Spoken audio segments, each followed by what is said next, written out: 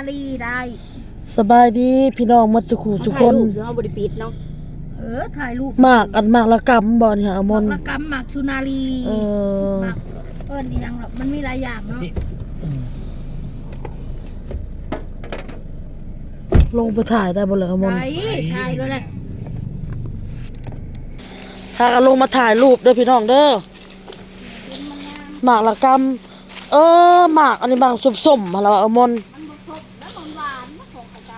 บอก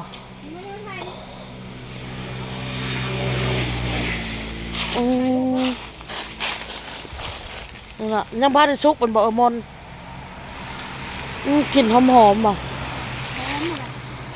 กลิ่นหอมๆว่ะเอาเข้าไป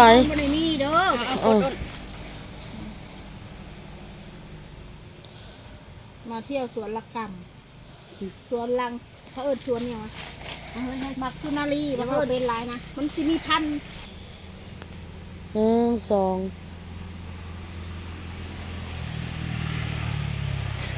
เบิ่งดูแจ้งเบิ่งปากเบิ่งเบิ่งเอากระเบื้องมันบ่แม่นมีรูปเดียวแต่ตัวใดบ่งามก็เอาออกแล้วว่าถ่ายหลายรูปอยู่เป็นสวนยังพันสุกบ่นี่โอนไก่สิฮอดทะเลแล้วเด้อจ้าพี่น้องบ้านอีกบ่กิโลนี่แหละก็ฮอดแล้วไผสิลงไปเล่นน้ำน้ำเฮาบ่ได้เป็นมันบ่แม่นทะเลเล่นน้ำอยู่นี่ค่ะทะเลเล่นน้ำอีกหม่องนึงเล่นบ่ได้ดอกอ้นเวลามัน2 โมงแล้วสิบ่ทันจะลงไปถ่ายรูปไปเซลฟี่ซื้อขากลับจังเล่นให้เราไปยวงน้ำเค็มแหน่บาท1เดี๋ยวกูสิพาไปยวง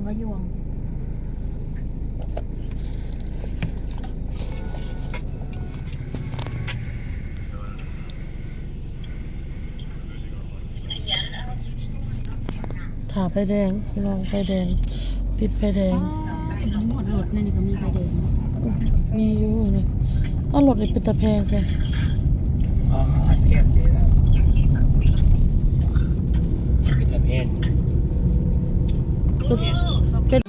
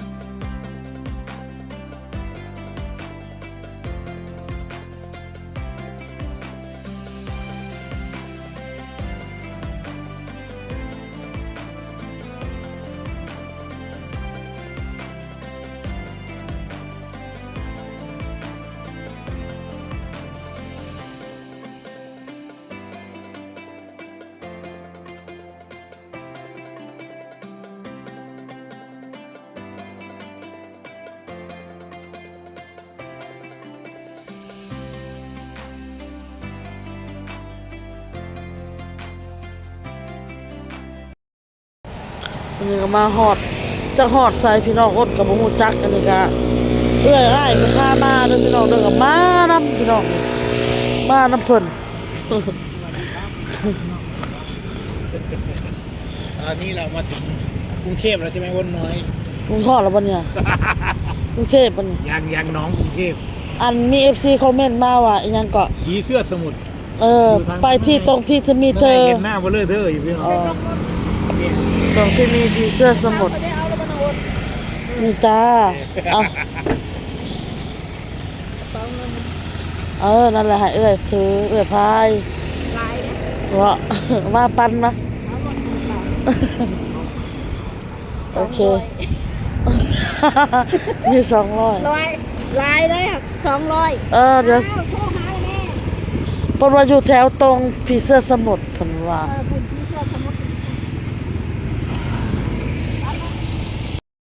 มาฮอดตรงที่ผีเสื้อสมุทร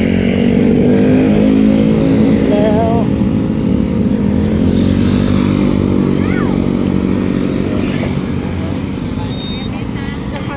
เพื่อนหรอไม่พอไม่มีเงินเขาตัดเงินเล่น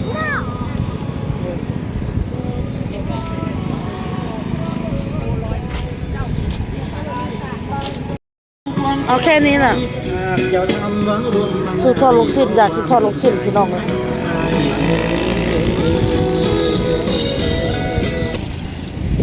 เป็นทอดให้เอาไปกิน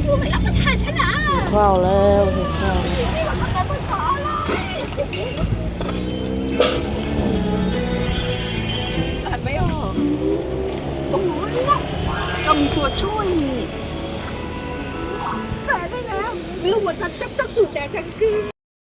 อยากเลาะ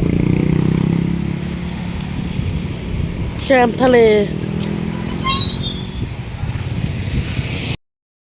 เป็นทะเลใช่ไหม มานั่งที่ตรงหาดค่ะ มันมียำทะเลกับยำรวมมิตรกันเลยไงเนาะมันรวมมิตรมันใส่อะไรบ้างมันน่าจะอันเดียวกัน พี่สาว พี่เขย แล้วก็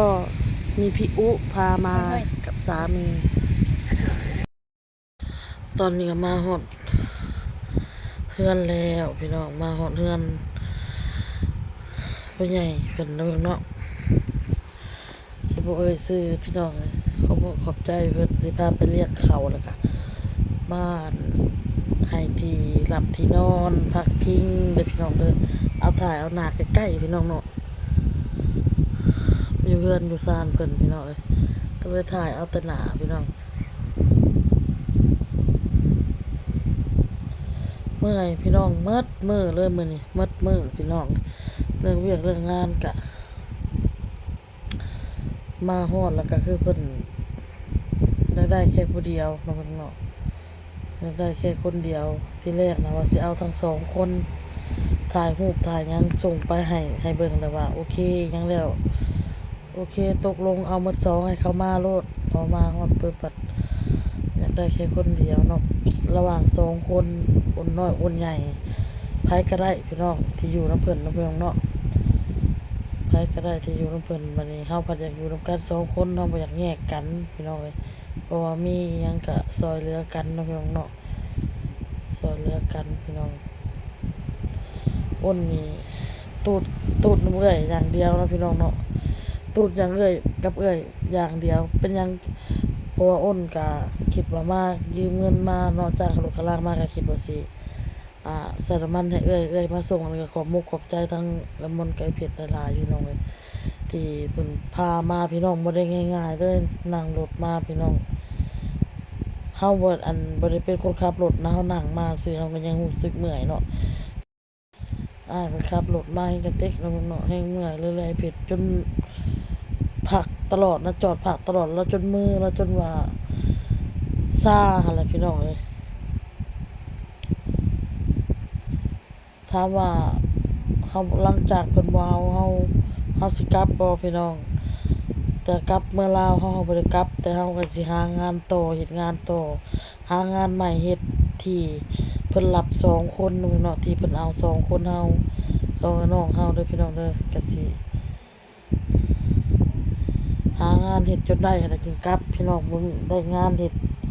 ก็บ่ได้กลับเนาะเฮามาเฮาบ่ให้มันเสียเวลาเปล่าพี่น้องอยู่บางทีอาจจะกลับไปหาเฮ็ดอยู่มุกดาหารเอาเป็นหยังคือบ่หาเฮ็ดมุกดาหารแต่ที่แรกเอาก็คิดว่าตัดกับเพิ่นนั่นเด้เพราะว่าเพิ่นว่ามาเลยเนาะอันนัดกับเพิ่นแล้วสิมาเฮาก็บ่อยากพิจารณากับเพิ่นเฮาก็ต้องมาทางพี่น้องพอมาทางพี่แล้วมันเป็นแนวนี้เฮาก็สิไปกลับเฮ็ดอยู่แถวมุกบ่หรือว่าจังใดพี่น้องบ่อนใดมันมีงานเฮาก็ไปหั่นนะอยู่บ่อนน้องอ้นเฮ็ดอยู่จันทบุรีหั่นบ่แม่นนะมันได้ขึ้นกกหมอกกกไม้พี่น้องเลยคืออ้นนี่ขึ้นบ่ได้แบบนี้นะก็เพิ่นบ่เอาเขาแก่พี่น้องอันเพิ่นเห็นเฮาเพิ่นก็บ่ได้ติเฮาอ้วนอันหยังดอกเพิ่นมีแต่ถามว่าสิเฮ็ดได้บ่แค่นั้นเนาะคันว่าเฮ็ดได้ก็อยู่พี่น้องเฮ็ดบ่ได้ก็คือบ่เฮ็ดไปสินะเนาะเพิ่นก็โอเคอยู่เด้พี่น้องเอ้ยก็โอเคอยู่พี่น้องเรื่องเวียกเรื่องงานคือเฮาบ่ได้ตรงนี้เฮาก็สิไปหาเฮ็ดหม้องใหม่เด้อพี่น้องเด้อถามว่าเฮามาหางานเฮ็ดแท้บ่หรือว่าสิเจ้าพากันมาเล่นมาเที่ยวเพราะว่าเฮานัดกับ นัดกับเฒ่าแก่บนเฮาสิมาเฮ็ดงานเพิ่นน่ะคือมาฮอดมื้อนี้ตอนเย็นเนาะพี่น้องเฮาก็เลยแวะเล่นเพิ่นนัดตอนเย็นเฮาก็แวะเล่นน้ำเล่นหยังพี่น้องเอ้ยมาเที่ยวก็แม่นมาหาเวียกเฮ็ดนำเลยก็แม่นพี่น้องเนาะมากับเพิ่น